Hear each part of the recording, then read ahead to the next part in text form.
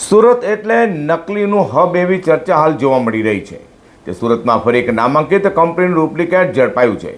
સુરતના અમરોલી વિસ્તારના વેદાંત ઇન્ડસ્ટ્રીઝમાં અમરોલી પોલીસે દરોડા પાડી યામી ઘર શોપ કંપનીના નામે ડુપ્લિકેટ પેકેજિંગ કરી વેચનારની ઝડપી પાડી લાખોની મત્તા કબજે કરી છે। સુરત પોલીસ કમિશનર બામબાગ જામીર, અધિક પોલીસ કમિશનર મહેન્દ્ર બગડિયા, નાયબ પોલીસ કમિશનર લગદીશસિંહ ઝાલા અને મદદનીશ પોલીસ કમિશનર પાર્થ ચોવટિયા દ્વારા સુરતમાં બનાવટી અને ડુપ્લિકેટ ચીજ વસ્તુ પર અંકુશ લાવવા આપેલી સૂચનાને લઈને Amroli police inspector J B. Vanar અને સેકન્ડ પોલીસ ઇન્સ્પેક્ટર એસ.બી. વસાવાની ટીમ, police sub inspector J G. Kamadia અને police sub inspector R R. Jograna સાથે પેટ્રોલિંગમાં હતી।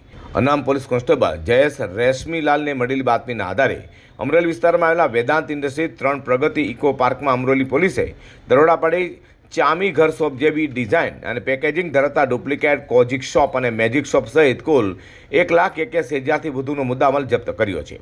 અમરોલી પોલીસે સ્થળ પરથી ડુપ્લિકેટ શોપ બનાવનાર ઉત્તરાયણના જેમિલ નરેશ બરોડિયાની ધરપકડ કરી હતી અને તેની સામે કોપીરાઇટ એક્ટ હેઠળ ગુનો નોંધી વધુ તપાસ હાથ ધરી છે।